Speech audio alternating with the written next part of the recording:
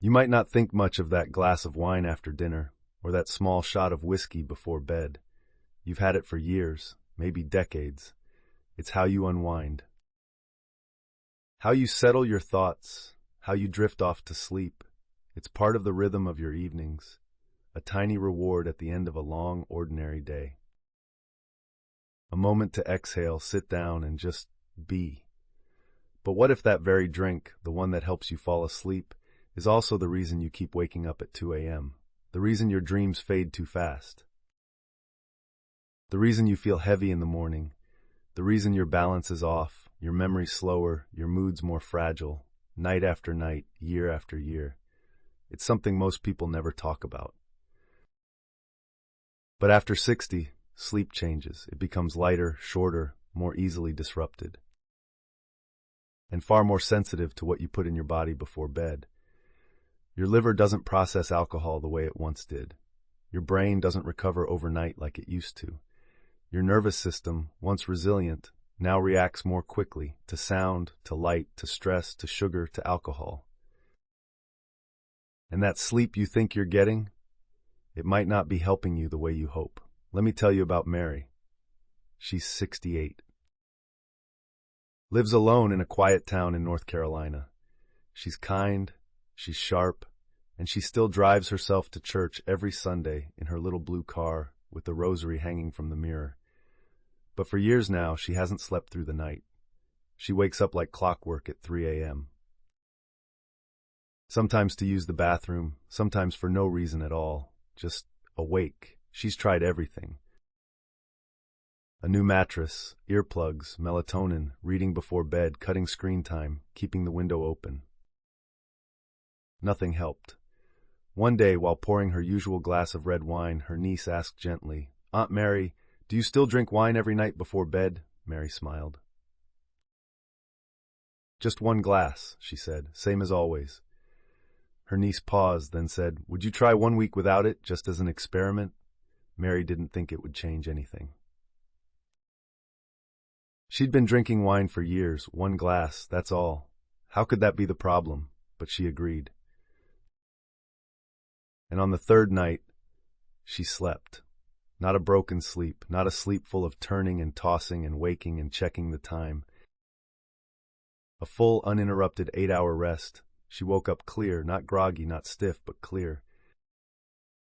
Like a fog had lifted, and for the first time in a long time, she didn't reach for the coffee first. She stood in her kitchen and noticed something strange. She was humming. It wasn't age, it wasn't her mattress, it wasn't her hormones, her lighting, her bedtime ritual. It was the wine. She had no idea. Mary isn't alone. In fact, studies show that more than 50% of adults over 60 wake up in the middle of the night. Some once, some 2 or 3 times. And most don't know how much their evening drink contributes to it. Because we've been told alcohol helps us sleep. It feels like it does. It helps you relax. It makes you drowsy. You fall asleep faster. But that isn't sleep, not real sleep. It's sedation. You forget the name of the neighbor you see every morning. You can't recall what day the trash goes out. You open the fridge and forget why. And then it shows up in bigger ways. You miss appointments. You lose your balance. You sit down too fast and feel the room spin. You wake up with a bruise and don't remember falling. And still you tell yourself, I'm just getting older. But what if you're not? What if it's not your age? What if it's your evenings? What if the way you end your day is stealing the next one before it begins? It's easy to overlook, especially when alcohol feels like comfort. When that 1 glass is part of your routine. A signal to your brain that it's time to relax. A symbolic moment that says, I made it through another day. No one wants to give that up. And you don't have to. Not really. Because it's not about losing something, it's about gaining something back. Your sleep, your balance, your focus, your mornings. Let's go deeper. When alcohol enters your system, it doesn't just help you relax. It rewires your night. Your body focuses on metabolizing alcohol, not healing, not rebalancing hormones, not processing emotions or forming memories. It raises your heart rate, suppresses melatonin, and disturbs your temperature regulation, all without you noticing. But your sleep notices. Even if you don't wake up, even if you don't remember turning over, your sleep becomes lighter. Once she fainted in the kitchen. Her doctor ran tests, heart, blood sugar, even a brain scan. Everything came back normal, but she didn't feel normal. Then a pharmacist asked gently, "Are you drinking at night, even just one glass?" She nodded. Just one. That one glass was interacting with her blood pressure meds. It was amplifying the effects, lowering her blood pressure too much during sleep, messing with her sleep cycle, leaving her unstable when she stood up in the morning. She stopped, just for a week, and on the 5th day she told her daughter, "I feel like I came back." Robert's story is similar. Robert's 66, used to teach high school, still keeps crossword puzzles in his back pocket and a photo of his late wife on his nightstand. Lately, though, something had been slipping. He couldn't remember his former students' names when they stopped to say hi. He started double booking appointments. One day, he left the stove on. He started to worry, not out loud, but privately. He wondered if this was how it started. The forgetting, the decline. He read an article that said REM sleep is where the brain clears waste proteins, including the ones linked to Alzheimer's. Then the line that stopped him. Even one alcoholic drink can reduce your REM sleep by up to 50%. He put his glass down, stopped drinking that night. But after a few days, something changed. He found his keys faster. He remembered the name of his pharmacist, something he hadn't done in months, and for the first time in years, he woke up before the alarm and didn't feel dread. And night after night, this builds. You wake up, not just tired, but disoriented. You walk differently, you move slower, your reaction times are off. That's why nighttime falls increase. That's why more ER visits happen after midnight than during the day.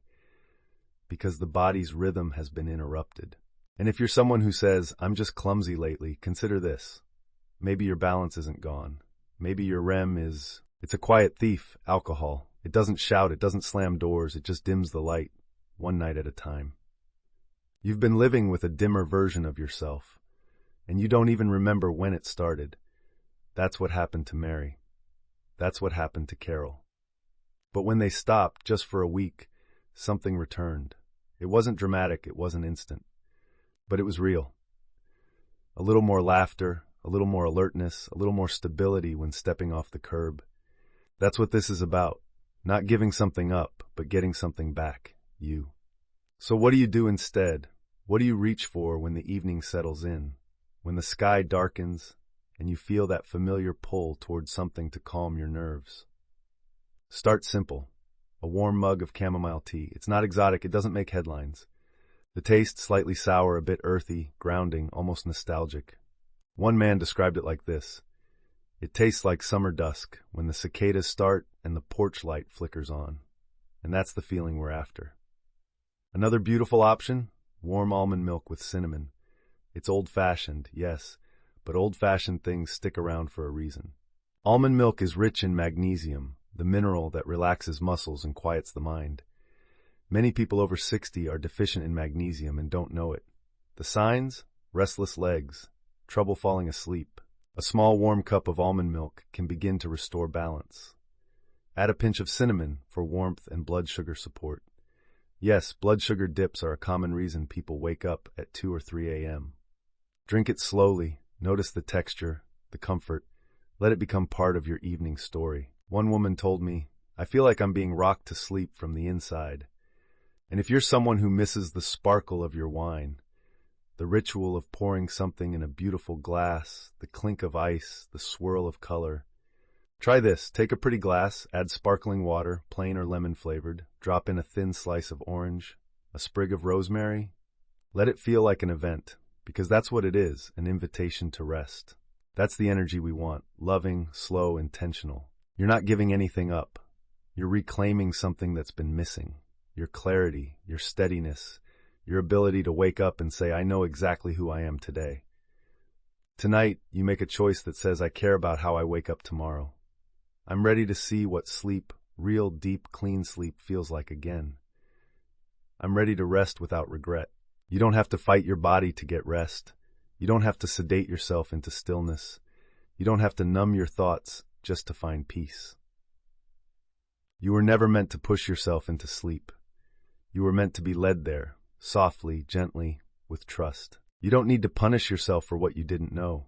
No one told you that one small drink could have such quiet consequences. But now, you know, and knowing opens a door. You wake up without a headache. You walk through the hallway without wobbling. You remember where you put your glasses. You feel, for the first time in a long time, present. You notice the birds outside, the warmth of the mug in your hand, the softness of the light in your living room, the peace in your own breath. You, the real, vibrant, steady, kind-hearted you, the one who's carried children, held grief, made thousands of meals, endured long nights. You're not lost. You're still here. You've just been tired, and maybe now you're finally ready to rest. Real rest, not the kind that fades by 2 a.m., but the kind that restores you, that rebuilds you. This is not about alcohol. It's not even about sleep. It's about reclaiming your rhythm, your balance. Signals that say, you're done for today. It's okay to let go. Letting go is the most generous thing you can do for yourself at the end of the day. This isn't a dramatic shift. It's a gentle unfolding. One night without, one morning gained. Let's help each other rest better, live clearer, and age not just with wisdom, but with softness, with clarity, with ease, one gentle night at a time.